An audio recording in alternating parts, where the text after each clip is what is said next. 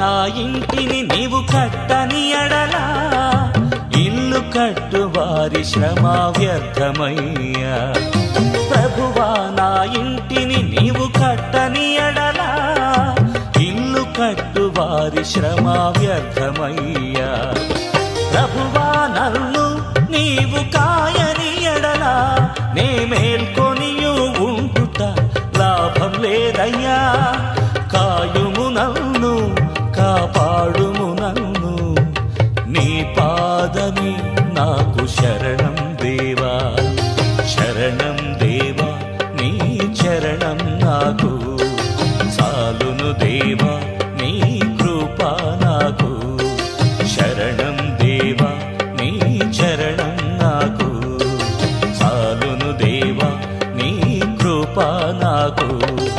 ప్రభువా నా ఇంటిని నీవు కట్టని ఎడలా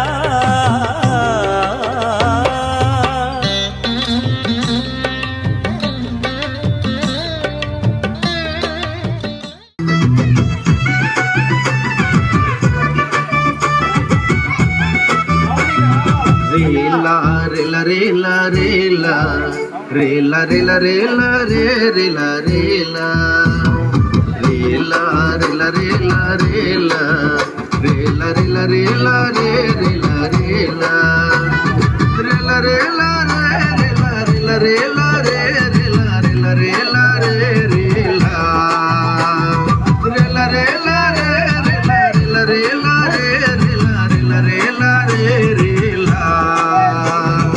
యేసు దేవుడయ్యోవా ಒಂದು ಗొప్ప దేవుడయ్యోవా సర్వలోకాత ఓనలి కాటే దేవుడయ్యో. యేసు దేవుడయ్యోవా ಒಂದು గొప్ప దేవుడయ్యోవా సర్వలోకాత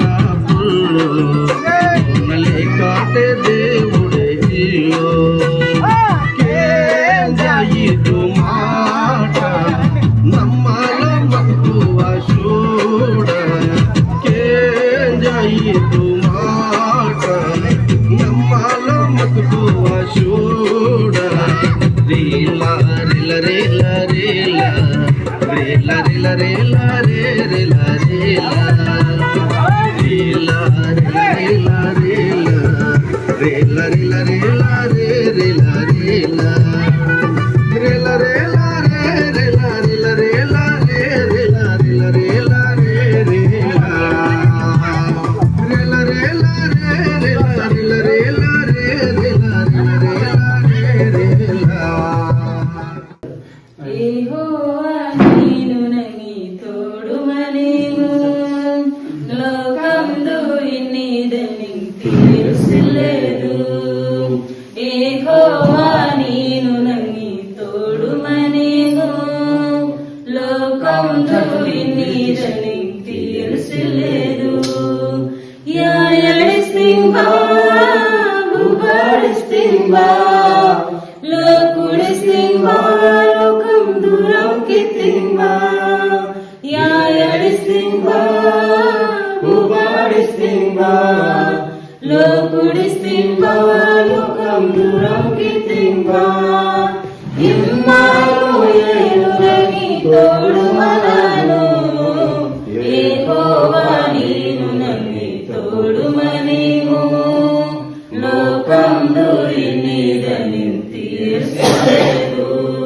ఈ టీవీలో చూపిస్తున్న కిందన ఇల్లు పైన చర్చిలాగా కడుతున్నాం అంటే కిందదంతా ఓల్డేజ్ హోము. ఇలాంటి అభాగ్యులందరినీ చేర్చుకొని వారికి పేపర్లో యాడిచ్చి వారు ఎవరు కూడా చూసి ఎవరు కూడా తీసుకెళ్ళకపోతే పోలీస్ పర్మిషన్తో మా దగ్గరే వాళ్ళు ఉంచి వాళ్ళు ఎంతవరకు అంటే వాళ్ళ ప్రాణం ఉన్నంత వరకు మా ప్రాణం ఉన్నంత వరకు వాళ్ళు పోషించాలి, వాళ్ళు నడిపించాలని ప్రేరేపణ కలిగి ఈ ఓల్డేజ్ హోమ్ పెట్టడం జరుగుతుంది. ఈ కడుతున్న మందిరాన్ని మీరు చూస్తున్నారు కనుక మీ తోసింది మీరు సహాయం చేసి త్వరగా మందిరం ఇంకా గోడలు ఉన్నాయి, మరి ప్లాస్టింగ్లు ఉన్నాయి, కరెంట్ ఉంది, టైల్స్ ఉన్నాయి, ఇవన్నీ చాలా పెద్ద వర్క్ ఉంది. దయతో ఈ టీవీ చూస్తున్న మీరు దేవునికి బిడ్డలారా ఈ మందిరానికి నిండారా సహకరించి మందిరం త్వరగా ఓపెన్ అయ్యి ఆ మందిర ప్రతిష్ఠ జరిగి అనేకులు వచ్చి ఆ స్థలంలో ప్రార్థన చేసుకుంటుంటే ఆ ప్రార్థన ప్రతిఫలం మీ పిల్లలకి ఉండేటట్టు మీరు గుప్పులు విప్పి దేవునికి జీసస్ పవర్ గాస్పల్ మిషన్కి,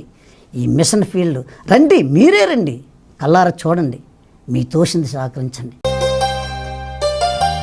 ప్రభువా నా ఇంటిని నీవు కట్టని ఎడలా ఇల్లు కట్టు వారి శ్రమ వ్యర్థమయ్యా. ప్రభువా నా ఇంటిని నీవు కట్టని ఎడలా ఇల్లు కట్టు వారి శ్రమ వ్యర్థమయ్యా.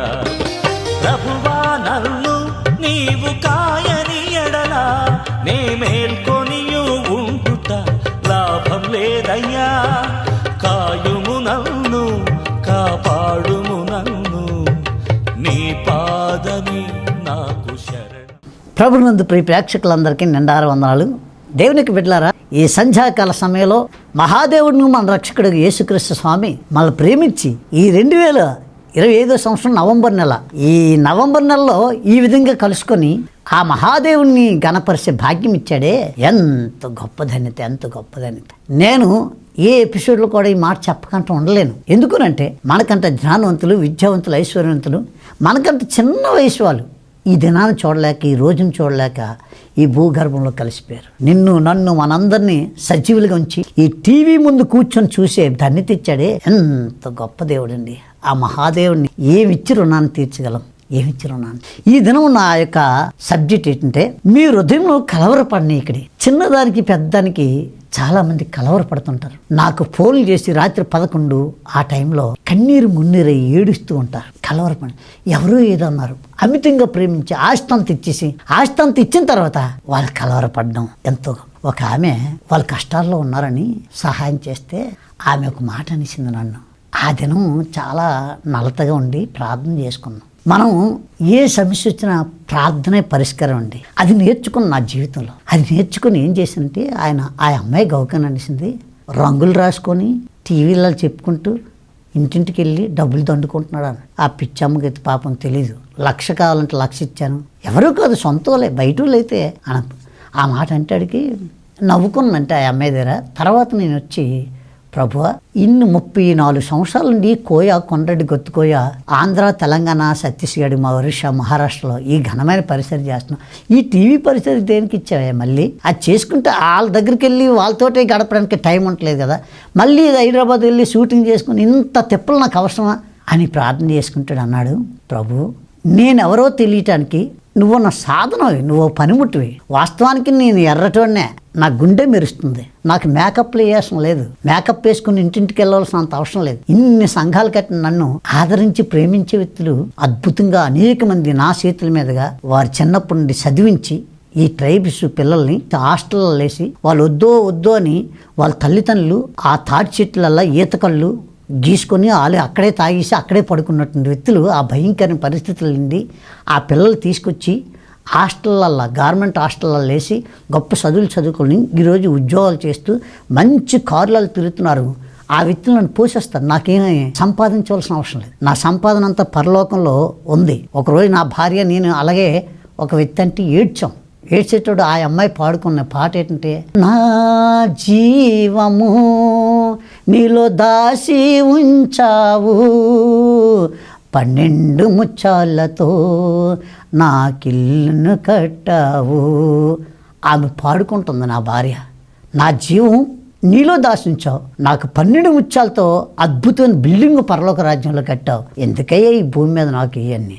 రండి, మీరు కల్లారా రండి, చూడండి. ఇప్పటికీ కూడా ఇన్ని 34 సంవత్సరాల నుండి ఇప్పటికీ కూడా మా ఇల్లు రేకుల షెడ్ వేసుకుని, మొన్న రేకుల షెడ్ వేసి, అంతవరకు తాటాలు గుడిసెలే, రేకుల షెడ్ వేసుకుని మా చర్చ్ అలాగుంటుంది, మా ఇల్లు అలాగుంటుంది. ఇప్పుడు విశాఖపట్నం దగ్గర ఆ యొక్క అరుకెళ్ళు తోవలో పెందురు తవతల కొత్త వలసని ఆ శృంగవరంలో కిందన ఓల్డేజ్ పైన చర్చి కడుతున్నాం. ఎందుకు ఈ మాటలు చెప్తానంటే, ప్రియ ప్రేక్షకులారా, దేవుని కోసం ఈ కొద్దిపాటి జీతం భార్య భర్తలు సమర్పించుకున్నాం. అలాగే మా పరిసరం చూసి మా పిల్లలు కూడా MBAలు చదువుకొని, బీకామ్లు చదువుకొని, MSCలు చదువుకొని, పెద్ద పెద్ద చదువులు చదువుకొని ఆ కొండల మీద దేవుని పరిసరం చేస్తున్నారు. కోయ కొండరెడ్డి గొత్తుకోయ ఆ పాపి కొండల బెల్ట్ అంతా నా కొడుకు, నా తల్లిదండ్రులు లేని అనాథ పిల్లలను చేశాను. నా కొడుక్కి కోట్ల రూపాయలు విలువైన వ్యక్తులు వచ్చి నా కొడుకు విధేయత, ఆ తగ్గింపు జీవితాన్ని చూసి బైబిల్ ట్రైనింగ్ లో ఆ వ్యక్తి విధానం చూసి ఒక కోటేశ్వరుడు ఒక్కగాను కూతురు వరంగల్లో పెద్ద పాస్టర్ గారు వచ్చి చేస్తాను నా కూతురునంటే తల్లిదండ్రులు నేను అనాథ పిల్లలను చేశా. ఎందుకంటే చెప్పే వ్యక్తి మాదిరి జీవితం లేకపోతే జాగ్రత్త.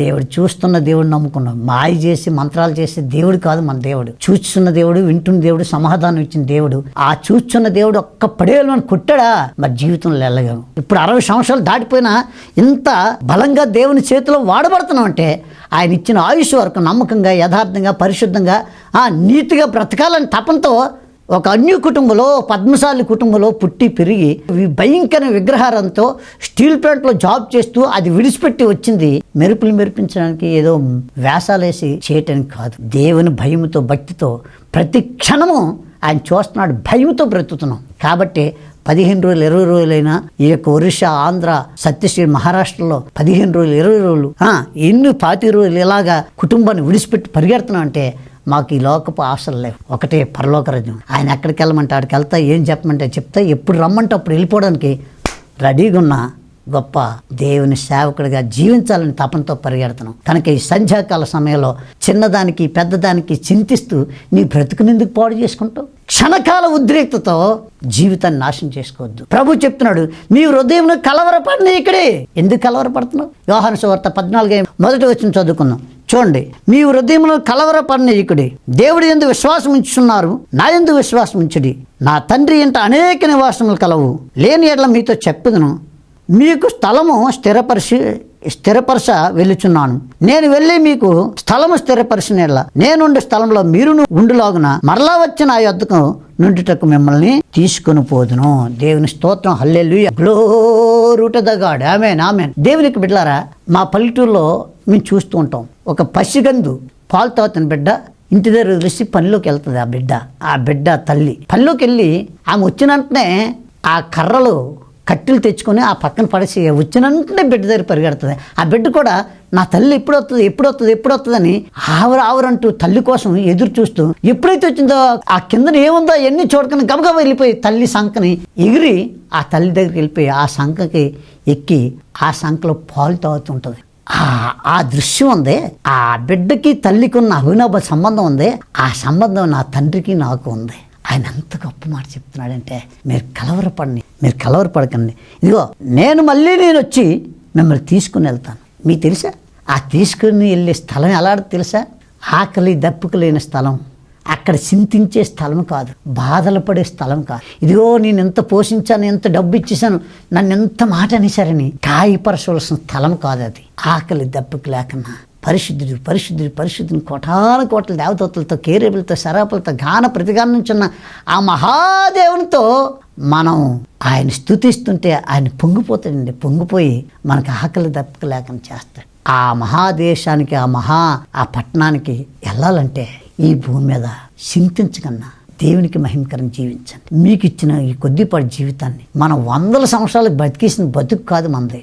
ఈ తింటున్న తిల్లు, ఈ ప్రతి దాంట్లో ఎరువులు పెట్టేసి పండిస్తున్న ఈ పంటలు తిని ఈ తింటున్న తిండికి ఘోరంగా మనకిచ్చిన ఆయుష్ వరకు కూడా బ్రతకలేకపోతున్నాం. కనుక అంతేకాదు, దీంతో పాటు ట్రాఫిక్ పెరిగిపోయింది, భయంకర ట్రాఫిక్. మనిషి ఎంత జాగ్రత్త వెళ్ళా, ఏ ఆవకాయ కుర్రాడు వచ్చి టక్కున గుద్దాడంటే వెంటనే స్పాట్లో ఎక్కడో తగలకాడిన స్థలంలో తగిలిందంటే చచ్చిపోతున్నాం. ఎన్ని నా కళ్ళేటిని చూశాను. కనుక ఈ కొద్దిపాటి జీవితానికి చింతించడం, హృదయాన్ని గాయపరుచుకోవడం ఇది అవసరం లేదు. ఒకసారి ఏం జరిగిందో చెప్తాను. ఎంత టెన్షన్తో పనిచేస్తూ 3 పిల్లల తల్లి, 3 పిల్లల తండ్రి యాక్సిడెంట్లో చనిపోయాడు. 3 పిల్లలు, ఆ యాక్సిడెంట్లో ఆ అమ్మాయి చనిపోయింది. 3 పిల్లలు ఉన్నప్పటికీ ఈ వ్యక్తి ఇంకా సంవత్సరం తిరగలేదు, ఈలోపు మరో దాన్ని పెళ్లి చేసుకున్నాడు. నీవు ఎందుకు చింతించను? నా భర్త అలా తిరుగుతుండే ఇలా తిరుగుతుండని, లేదా నా భార్య ఎలా తిరుగుతుంది అలా తిరుగుతుందని వాటిని చూసి నువ్వు చింతించి నీ హృదయాన్ని పాడు చేసుకోకు. ఎంతవరకు ఆమె ఆ యథ పని రోత పని చేస్తుంది? ఎంతవరకు నీ భర్త ఆ రోత పని, ఆ యొక్క పాపిష్టి పని చేస్తాడు? ఎంతవరకు? ఆ మోకాల్లో దమ్మున్నంత వరకే, ఓపుకున్నంత వరకే. ఆ ఓపుకు ఇప్పుడున్న రోజులు బట్టి షుగరు, బీపీలు ఇవన్నీ వచ్చేస్తున్నాయి. ఇక ఆ ఏజ్ 40-50 సంవత్సరాలు వచ్చిందంటే కూర్చోలే లేగలేడు. ఇక ఈ కొద్దిపాటి జీవితానికా అయ్యో నా భర్త ఎలాగైపోతుంది, అయ్యో నా భార్య ఎలాగ. ఎందుకు?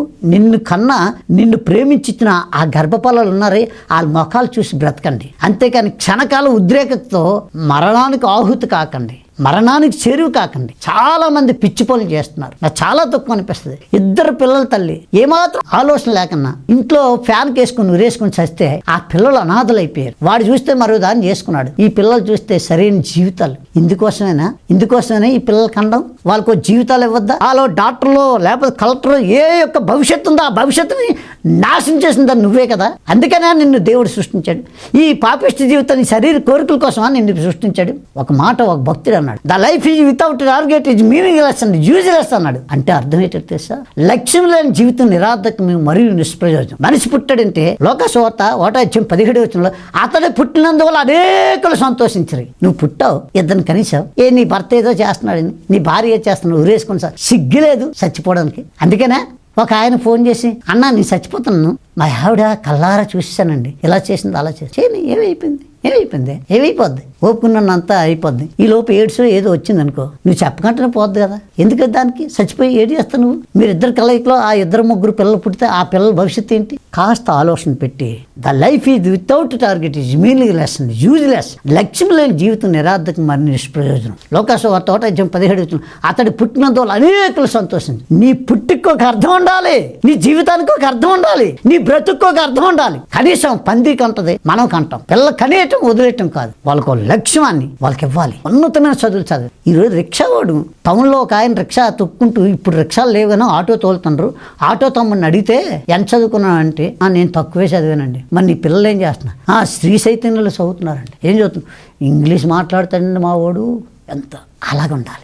నీ పిల్లల్ని, మనకు జీవితం సరైన జీవితం లేదు. నా పిల్లలకి అటువంటి పరిస్థితి, నాలాగే ఆటోలు వేసుకోకూడదు, నాలాగే రిక్షా తొక్కకూడదు, నాలాగే టాపీ మేస్త్రిగా ఉండకూడదు, నాలాగే మేషన్ వర్క్ చేయకూడదు, నాలాగే ఈ హోటల్లో పని చేయకూడదు. నా పిల్లలు ఉన్నతమైన స్థితిలో ఉండాలి. అలా కోరుకున్నవాడు నా దేవుడు, ఏకైక దేవుడు, ప్రపంచంలో సృష్టిలో ఏకైక దేవుడు నా ప్రభు. ఆయన అంటాడు, మిమ్మల్ని ఆస్తికర్తగా చేస్తాను, మిమ్మల్ని తలగా చేస్తాను, మిమ్మల్ని ఉన్నతమైన స్థితిలో ఇచ్చేస్తాను. అతడు నన్ను ప్రేమించున్నాడు కనుక నేను అతను తప్పించదును.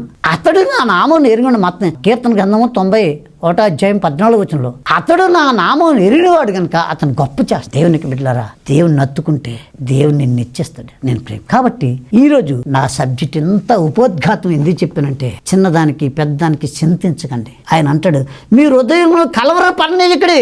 ఏమండి, మన పిల్లలు కళ్ళేటిని నీరసంగా ఉంటే, అనారోగ్యంతో ఉంటే, మనం ఒకవేళ నీరసమైనా పర్లేదు కానీ మన పిల్లలు మన కళ్ళేటిని కలకల్లాడుతూ చదువుకుంటూ చక్కగా చలాకీగా తిరుగుతుంటే ఆ తండ్రికి ఆ తల్లికి ఎంత ఆనందం అండి. నా దేవుడు కూడా అలాగే అంటున్నాడు, నీ కొరకు ప్రాణం పెట్టాను కదమ్మా, నీ కొరకు రక్తం కార్చానమ్మా, నీ కొరకు రక్తం కార్చి రక్షించుకున్నాను కదమ్మా, నువ్వేంటమ్మా చింత, నువ్వేంటమ్మా ఈ బాధలు, నీ బాధలు తీర్చడానికి వచ్చిన నేను నాకెంత బాధ అనిపిస్తుందమ్మా. నువ్వు ఎప్పుడు సంతోషంగా ఉండాలి. కాబట్టి మనిషి జీవితానికి ఒక లక్ష్యం ఉండాలి, ఒక దర్శనం ఉండాలి. దర్శనం ఒక నువ్వు ఏదైతే కళలకు అంటున్నావో ఆ కళలు నీ ద్వారా సాధ్యం కాకపోతే నీ పిల్లల ద్వారా సాధ్యమైంది. ఈ బైబిల్ పట్టుకుని చెప్తున్నాం, మన సంఘంలో ఒక చెల్లి ఒక్కగానొక కొడుకు పుట్టాడు, చేసుకున్న భర్త టీబీ జబ్బుతో చనిపోయాడు. ఆ టీబీ జబ్బు ఉందని తెలీదు. యవ్వనస్తురాలు చదువుకుంది, భయంకరంగా బావు పుట్టిన వెంటనే చనిపోయాడు. తర్వాత పెళ్లి చేద్దామని ప్రయత్నం చేస్తే ఆ అమ్మాయి ఒప్పుకోలేదు. ఆయనతో అయిపోయింది. నాకు ఒక దేవుడు మంచి బహుమానం ఇచ్చాడు, ఆ బహుమానం చదివించుకుంటున్నాను చెప్పి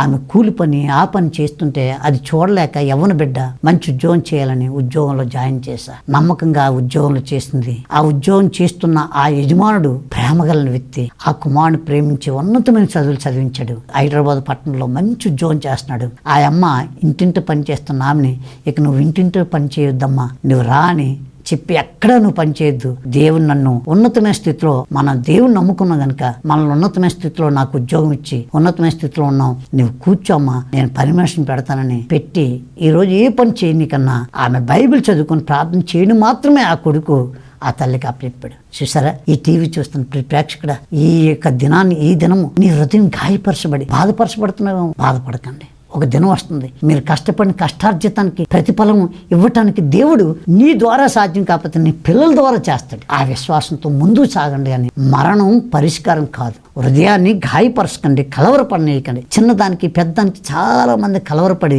ఎంత రాత్రి 11:30, 12 కూడా ఫోన్ చేస్తారు. అయ్యా ఎంత మాట అనిసింది నా కూతురు, ఇంత మాట అనేసారండి నా కొడుకు, నేను వాళ్ళ కోసమే బ్రతికానయ్యా. అది నో, కలవరపడి మనుషులు మనస్తత్వాలు. చేసుకున్న భార్య 40 సంవత్సరాలు 50 సంవత్సరాలైనా చేసుకున్న భార్య అర్థం చేసుకోలేదు. ఇక నీ కొడుకు కూతురు ఎలాగ అర్థం చేసుకుంటారు? వాళ్ళ పెళ్ళిళ్ళు అంటే వాళ్ళ భర్త వాళ్ళ పిల్లలు వాళ్ళ యొక్క సంసారాన్ని అర్థం చేసుకోలేక సతమతం అవుతున్నారు. అటువంటి నిన్నెలాగా అర్థం చేసుకుంటారు? నువ్వెంత ఇచ్చినా ఏది చేసినా ఈ లోకంలో ఎవరైనా అర్థం చేసుకుంటారంటే నిన్ను సృష్టించిన సృష్టికర్త ఒక్కడే అర్థం చేసుకుంటాడు. యేసుక్రీస్తట అందరికీ ప్రభు. యేసుక్రీస్తు యోహాను సువార్తలో మంచి మాట అంటాడు 3వ అధ్యాయంలో. ఏమంటాడు తెలుసా? యేసుక్రీస్తు అందరినీ ఎరిగినవాడు. యేసుక్రీస్తు అందరికీ ప్రభువే కాదు, యేసుక్రీస్తు అందరినీ ఎరిగినవాడు. ఆయన ఎరిగినవాడు, బాగా నా గురించి తెలిసినవాడు ఆయనకు ఒక్కడికే. నా గురించి నా భార్య ఈ 40 సంవత్సరాలు 45 సంవత్సరాలు కాపురం చేసిన ఒక్కో టైంలో ఆమెకు అనుకూలతగా లేనప్పుడు అర్థం చేసుకోలేదు. కానీ నా దేవుడు నా స్థితిని మొత్తం ఎరిగినవాడు. నన్ను అర్థం చేసుకున్నాడు. ఆయన నన్ను అర్థం చేసుకుని నా పరిస్థితిని బట్టి నాకు ఏం కావాలో ఆయన ఇస్తూ నన్ను ప్రమోట్ చేయడమే తప్ప డిస్కరేజ్ ఏనాడు చేయడు. ఎవరైనా ఉన్నారో డిస్కరేజ్ చేసేవాళ్ళంటే అది నీ పక్కనున్న వాళ్ళని డిస్కరేజ్ చేస్తాను నువ్వు ఎదుగుతుంటే. మీకు తెలుసా, రీసెంట్గా జరిగింది చెప్తున్నాను, యథార్థంగా బైబిల్ పట్టుకుని చెప్తున్నాను. యథార్థంగా శృంగవరం అనే గ్రామంలో 2.5 ఎకరాల భూమి అమ్మేసి కింద ఓల్డేజ్ హోమ్ పైన చర్చి కడుతుంటే నేను 35 సంవత్సరాలు అయింది మా జన్మస్థలం విడిచిపెట్టి కొండడి గుర్తుకోయ లంబాడీస్ మధ్యలోకి వచ్చేసి ఆ అరణ్య ప్రాంతంలో అనేక సంఘాలు కట్టడానికి దేవుడు ఈ 34 సంవత్సరాలు వాడుకుంటే మా జన్మస్థలం వెళ్ళి మా జన్మస్థలంలో సువార్త ప్రకటించడానికి వీలు లేకన్నా పెద్ద బోర్డు పెట్టాడు. అన్యమత ప్రసారం మా ఊరు వద్దని పెట్టినట్టు ఆ గ్రామానికి వెళ్ళమంటే ప్రభువుకి చెప్పా, ఎందుకే వెళ్ళమంటున్నావు, ఇక్కడ పెద్ద సంఘాన్ని ఇచ్చావు, 150 మంది సంఘం, మంచి చర్చు, ఇల్లు, అన్ని బ్రహ్మాండ దశబాలు ఇవన్నీ ఇస్తుంటే ఇంత మంచి సంఘాన్ని వదిలేసి పొమ్మంటున్నావు అంటే వెళ్ళలేదు. వెళ్ళకపోయేసరికి యాక్షన్ చేసి కాలు ఇరిపోయేటట్టు. ఇప్పుడు ఈ కాల్లో 2 ప్లేట్లు 2 రాడ్లు ఉన్నాయి. అప్పుడు చెప్పా, విశాఖపట్నం సూర్య హాస్పిటల్ అని కలెక్టర్ ఆఫీస్ ఎదురుగా ఉంటుంది. ఆ హాస్పిటల్లో రామరాజు అని ఒక బ్రాహ్మణ్ డాక్టర్ నాకు ప్లేట్లు 2 రాడ్లు వేసాడు. పాస్టర్ అంటూ ఆపరేషన్ చేస్తూ నవ్వుతూనే మాట్లాడుతూ ఎప్పుడు వేసాడు. అక్కడ హాస్పిటల్లో నేను నిబంధన చేసుకున్న ప్రభుత్వం, ప్రభు నేను ఆ శృంగవరం గ్రామే వెళ్ళను అన్నందుకే కదా యాక్షన్ చేసావు. సరే నువ్వు చెప్పినట్టు ఆ ఊరు వెళ్తా, నేను కుంటోడుగా ఉండి సేవ చేస్తే మాత్రం నేను సేవ చేయను అని చెప్పేసరికి వెంటనే ప్లేట్లు వేసిన తర్వాత ఇప్పటికీ యాక్సిడెంట్ 5-6 సంవత్సరాలు అవుతుంది. ఇప్పటికీ నొప్పు లేదు, ఈ కొండలు ఎక్కడమూ మానలేదు. ఆ ఒరిస్సాలో ఆ రాయిగఢ్ అనేటువంటి గ్రామానికి వెళ్ళి అక్కడ ఆ గదబ అనేటువంటి ఆ ఆదివాసులు కొండ దొరలో ఆ యొక్క లోయల్లోకి వెళ్ళి ఆ కొండెక్కి కొండ కింద ఉన్నటువంటి సంఘాలకి మొన్న వారం వెళ్ళొచ్చా. ఈనాటికి కూడా బలహీనతని తెలియదు. ఎందుకు ఈ మాట చెప్తున్నా అంటే ప్రభు చెప్పినట్టు వింటే మనం చెప్పినట్టు ప్రభు వింటాడు. ఇది గొప్ప రహస్యం, చాలా మంది సత్యం తెలియదు. ఎప్పుడైతే ఆయన చెప్పినట్టు చేశానో వెళ్ళి 2.5 ఎకరాలు అమ్మంటే అమ్మేశాను. నా భార్య కానీ నా పిల్ల కానీ ఎవరూ అడ్డు పెట్టలేదు. ఎందుకంటే ఏది చేసినా దేవుడికి మహిమకరం చేస్తాను తప్ప నా స్వార్థం కోసం నా కోరికల కోసం చేసుకున్న విత్తనం కాదని నా భార్యకి నా పిల్లలు తెలుసు. అది అమ్మేసి ఇప్పుడు ఓల్డేజ్ హోమ్ ఇది కాదు. ఎందుకు ఈ మాట చెప్తున్నంటే ఈ టీవీ చూస్తున్నా ఆ వ్యక్తులు అన్నారు ఎక్కడో వచ్చి మన ఊర్లో మనం ఎంత పెద్ద బిల్డింగ్ కట్టలేదు, ఇలా కట్టేసి అంత హక్కు చేస్తున్నాడు, అది ఇదేంటి రకరకాల. ఎవరు ఎన్ని విధాలు నీ మీద కూసినా కోతలు కూసినా నువ్వు భయపడాల్సింది. కారణం ఏంటంటే నీతో ఉన్నవాడు సృష్టికర్త అని దేవుడు ఉన్నాడు. వాళ్ళతో ఉన్నవాడు పాపం తెలియక వాళ్ళకి నోటికి ఏది వచ్చిందో వాగుతున్నారు. వాళ్ళు నాకు తెలిసిన వరకు నేను చూసినటువంటి యథార్థం చెప్తున్నాను. రోజుకి ఒక ఆమె ఒక విశ్వాసం భయంకరంగా తిట్టేది. ఆవిడ మాత్రం ఎప్పుడు రోజుకి అక్క బాగున్నాం అన్నందుకు అనుకుని వెళ్ళిపోయేది. అలాగా ఇంచుమించు ఆమెని ఒక 5-6 సంవత్సరాలు ఒక 10 సంవత్సరాల వరకు ప్రేమించింది. 10 సంవత్సరాలు రోజుకి ఆవిడ తిడుతుంది, ఈవిడ పలకరిస్తూనే ఉంది. తర్వాత గొంతు క్యాన్సర్ వచ్చి మాట పడిపోయిన తర్వాత మళ్ళీ ఆమె ఈ అమ్మాయే పలకరించిన అమ్మాయి ప్రార్థన చేసింది. కానీ క్యాన్సర్ మాత్రం చచ్చిపోయే వరకు ఉంది. నోరు మరి పగలలేకని చేశాడు. ఈ టీవీ చూస్తున్న ప్రేక్షకుడ, దేవునికి బిడ్డ కుమారుడా కుమార్తె, ఇతరుల మీద ఆడిపోసుకోకండి. ఇతరుల కోసం ఆలోచించడం వల్ల ఆరోగ్యం మీకే పాడైపోద్ది. నీ కోసం నువ్వు ఆలోచించు. నిన్ను సృష్టించిన సృష్టికర్త అయిన దేవుడు నీ కోసం వచ్చి ఈ లోకానికి వచ్చి నీ కోసం రక్తతర్పణం చేశాడే, నిన్ను రక్షించుకున్నాడే. ఆయన ఏ విధంగా రక్షించుకున్నాడు, ఆయన ఏ విధంగా భూమి మీద బ్రతికాడు, నీవు నేను మనందరం కూడా అలా బ్రతకడానికి క్రీస్తు సారూప్యంలోకి రావడానికి ప్రయత్నం చేయి. ఎందుకు ఒకరి కోసం ఆడడం, ఒకరి కోసం ఇచ్చేయటం? ఎవరిని దేవుడు హెచ్చించాలో వారిని ఇచ్చేస్తాడు, ఎవరిని తగ్గించాలో వాళ్ళని తగ్గిస్తాడు. ఎంతమంది మన కళ్ళేటిని చూడలేదా? కోటేశ్వరులు ఇప్పుడు భిక్షం ఎత్తుకుని అడుక్కుంటున్నారు. అడుక్కున్న వాళ్ళు ఇవాళ కోటేశ్వరులు అయిపోయారు. మీకు తెలుసా? సిఎంఆర్ అనే పేరు విన్నారు కదా. ఆయన ఎవరు తెలుసా? చందన మోహన్ రావు గారని. ఆయన బొమ్మనా బ్రదర్స్ లో, రాజమండ్రిలో బొమ్మనా బ్రదర్స్ లో పనిచేసేవాడు. ఆయన ఎలా డెవలప్ అయ్యాడు, ఆయన ఇంటర్వ్యూలో ఆయన ముఖాముఖిగా నేను ఆయన ఫంక్షన్ కి వచ్చేటాడు, విజయ్ భాస్కర్ రావు గారిని వాళ్ళ ఇంటికి వచ్చేటాడు, నేనే వాక్యం చెప్పడానికి వెళ్ళేటాడు. అక్కడ మేమిద్దరం ముఖాముఖిగా మాట్లాడుకునేటాడు. ఆయన చెప్పినటువంటి సాక్ష్యం నాతో భోంచేస్తూ చాలా విషయాలు మాట్లాడు. తన భార్య మాట్లాడేటాడు. ఏం చెప్పాడు తెలుసా? బొమ్మనా బ్రదర్స్ అక్కడ పనిచేసేటాడు. ఆయన వ్యాపారం ఎలా డెవలప్ చేయాలో అన్ని తెలుసుకున్నట. బొమ్మనా బ్రదర్స్ లో జాబ్ చేస్తూ 4 షేర్లు ఆ సావుకారిని అడిగి తెచ్చి ఆయన ఇచ్చిన కాస్ట్ ఏదైతే ఉందో దానికి మ్యాక్సిమం కొంత అమౌంట్ వేసుకుని కొనుక్కున్నాడు. కొని అమ్మాడట. అమ్మిన తర్వాత ఆ డబ్బులతో ఎంత వచ్చిందో అంత మొత్తం కొనిసి అమ్మేసేట. అలాగా రోజు రోజుకి కూడా తన భార్య అలాగా వీధుల్లోకి వెళ్ళి అమ్మడం మొదలెట్టాట. కొన్నాళ్ళకి నేను ఉద్యోగం చేయనని చెప్పి ఆయన దగ్గరే సరుకు తీసుకుని అలా వీధుల్లో అమ్ముతూ ఖాళీగా ఉన్న వ్యక్తులు పిలిపించి కమిషన్ కి ఈ షేర్లు బట్టలనిచ్చి వీధుల్లో తిరిగేటట్టు చేసేట. అలాగ వీధుల్లో తిరిగిన వ్యక్తి ఈ రోజు బంగారపు షాపులు ఉన్నాయి. అన్ని సిఎంఆర్ అంటే పెద్ద పేరు, పెద్ద బ్రాండ్ మన ఆంధ్ర తెలంగాణలో. ఎందుకు ఈ మాట చెప్తున్నా అంటే, ఒక వ్యక్తి కష్టపడాలని తపన ఉందే, ఆ వ్యక్తిని బైబిల్ చెప్తుంది, నరపుత్రుని నువ్వు శరీరం నిలబడు, నా ఆత్మ వచ్చి నీలో నిలబడుతుంది. నువ్వు నిలబడటం నేర్చుకో. నువ్వెవరి మీద, వాళ్ళ మీద, వీళ్ళ మీద ఏడటం మొదలై ఆ ఏడుపు వదిలే. నీ కోసం నువ్వు ఆలోచించుకో. నీ పిల్లలు ఎలా డెవలప్ చేయాలి, నీ పిల్లలు ఎలా చదివించుకోవాలి, నేను ఏ విధంగా పని చేసుకుని ఈ పని చేస్తున్నా, ఈ ఉద్యోగం చేస్తున్నా, దీనికన్నా బెటర్ దెన్ ఏదైనా పని చేస్తే ఎలాగ ఇన్కమ్ వస్తుందో అది ఆలోచించు. నీ కొరకు నీ పిల్లల కోసం ఆలోచించుకొని ఆ దేవాది దేవుడు సృష్టికర్త అయిన దేవుడిని బ్రతిమలాడుకుంటే ఆయన ఏదైనా మార్గాలు తెరుస్తాడు, నిన్ను ఒక ఉన్నతమైన స్థాయి తీసుకొస్తాడు. అంతేగాని ఆవిడ తల్లి పిల్లలందరూ కష్టపడుతున్నారు, అయ్యో ఏ పని పోవట్లేదు, ఎలాగొచ్చేస్తున్నాయో డబ్బులు, ఎలా తినేస్తున్నారు, ఎలా డెవలప్ అయిపోతున్నారు, అబ్బా ఎంత తెల్లని బట్టలు వేసుకుంటున్నారు, ఇవన్నీ నీకు ఎందుకు? ఆ పెంట నీ కోసం నువ్వు ఆరోగ్యాలు పాడు చేసి ఇతరుల కోసం ఆలోచిస్తే ఆరోగ్యం పాడైపోద్ది, మైండ్ సెట్ అయిపోద్ది. అలా ఆలోచించి బీపీ షుగర్లు వచ్చేస్తాయి. ఎందుకు పెంట? నీ కోసం నువ్వు ఆలోచి. కాబట్టి ప్రభు చెప్తున్నాడు, అమ్మా ఎంత చక్కని మాట, అమ్మా నీ హృదయం కలవరపడనీకమ్మా. బాబు ఈ సంధ్యాకాల సమయం చూస్తున్న నీ హృదయాన్ని కలవరపడ నీకు. ఎందుకు కలవరం తెచ్చుకుంటావు? జరిపేది మనం ఎవరం కూడా ఆపలేము. దేవుడికి ఒక్కడికే సాధ్యం. తుఫాను వస్తుందండి అని చెప్తారు, ప్రభుత్వం ఆపగలుగుతున్నారా? దేవుడి చేతిలో. కాబట్టి ఈ మాట చెప్తున్నా ప్రియ ప్రేక్షకులారా, ఈ సంధ్యాకాల సమయంలో మీ హృదయాలు కలవరపడనేయకండి. మీ హృదయం కలవరపడడం వల్ల బైబిల్ వాక్యం చెప్తుంది, మీ హృదయం అనే ఆలయంలో దేవుడు ఉన్నాడు. మీరు కలవరపడడం వల్ల ఆ హృదయంలో దేవుడు ఉన్నాడు కనుక దేవుడు కూడా బాధపడతాడు. మనం ఎంత సంతోషంగా ఉంటే, తెస్సలోని పత్రికలు అంటాడు, మీరు సంతోషంగా ఆనందంగా ఉండండి. మళ్ళా చెప్తున్నాను, ఆనందంగా ఉండండి. మీరు ఆనందంగా ఉంటే దేవుడు కూడా సంతోషించి మనం ఏది అడిగితే అది ఇవ్వడానికి ఇష్టపడతాడు. మన పిల్లలు చూడండి, మన పిల్లలు ఇప్పుడు కూడా సంతోషంగా ఉంటే వాళ్ళకి ఏదైనా కొని ఇవ్వాలనిపిస్తుంది. కాబట్టి ప్రియ ప్రేక్షకులారా, ఈ సంధ్యాకాల సమయంలో మీ హృదయాలు కలవరపడనీకండి. రేపు నవంబర్ 18వ తారీఖుని చర్చు కిందనే ఓల్డేజ్ హోమ్, పైన చర్చి కడతాను. అది మరి అంతా కంప్లీట్ అయిపోయింది, పెయింటింగ్లు అవుతున్నాయి, ఎలక్ట్రిషియన్ వర్క్, స్విచ్ బోర్డులు, అలాగే కరెంటు పని ఉంది, ఫ్యాన్లు ఇవన్నీ అవసరం ఉన్నాయి, బాత్రూమ్ లెట్రిన్లు ఇవన్నీ అవసరం ఉన్నాయి. మీకు తోస్తే మీకు కనిపిస్తున్న నెంబర్లకి ఫోన్ పే చేయండి. ఒకవేళ మీరే డైరెక్ట్ వచ్చి ఏదైనా సహాయం చేస్తాను, ఫ్యాన్లు కానీ లేకపోతే టైల్స్ కానీ లేకపోతే ఈ ఓల్డేజ్ హోమ్ హాస్పిటల్ తీసుకెళ్ళడానికి వ్యాన్ కావాలి, వ్యాన్ కానీ మీ దగ్గర పాడైపోయిన వ్యాన్ ఉన్నా అది ఇస్తే మేము బాగు చేసుకుని ఈ ఓల్డేజ్ హోమ్ ప్రజల కోసం వాడతాం. మీకు ఏది కలిగితే అది మీరు ఇచ్చి దేవుని యొక్క దీవులు నిండార పొందండి. కనుక ఈ ఓల్డేజ్ హోమ్ కోసం మరి నవంబర్ 18వ తారీఖుని డెడికేషన్ ఓపెనింగ్ కార్యక్రమం ఉంది, ప్రతిష్ఠిత కార్యక్రమం. మీరందరూ కూడా రావచ్చు. మీరు రాలేకపోతే మీ తోసింది కానుకిచ్చి దేవుని మహింపరచండి. మరి దేవుడి మాటలు దీవించిన కాక ప్రార్థన చేసుకుందాం. పరిశుద్ధ మా కన్న తండ్రి, ఈ ఓల్డేజ్ హోమ్ మరి చర్చు ప్రతిష్ఠిత కార్యక్రమం నవంబర్ 18వ తారీఖున జరుగుతుండగా ఇంకా బ్యాలెన్స్ కార్యక్రమం ఆయన ఫ్యాన్లని, కరెంటు పనులని, వృద్ధుల కోసం వ్యాన్ కావాలి. అది నీ పిల్లలు, ఈ టీవీ చూస్తున్న బిడ్డలు, వాళ్ళు వాళ్ళు ప్రేరేపణ కలగచేసి ఈ వ్యాను నీ చిత్తమైతే ఈ బిడ్డలతో మాట్లాడి మరి నీ చిత్తమైతే వ్యాను అనుగ్రహించండి. మా కొరకు కాదు కానీ ఈ ఓల్డ్ ఏజ్ ఈ మరి బస్ స్టాండ్ దగ్గర రైల్వే స్టేషన్ దగ్గర మతిస్థిమతం లేక ఉన్నటువంటి వ్యక్తులు తీసుకెళ్లి వాళ్ళకి వైద్యం చేసి వారి ప్రాణం ఉన్నంత వరకు మా ప్రాణం ఉన్నంత వరకు వాళ్ళు పోషించాలని అత్యాశక్తితో ఉన్నాం. అది నీ చిత్తమైతే జరిగించండి. మా శక్తి చేత మా బలం చేత ఏ చిన్న కార్యక్రమం మేము చేయలేం. మీ కృపను బట్టి మేము చేయగలుగుతాం కనుక మమ్మల్ని సాధనాలుగా వాడుకోండి.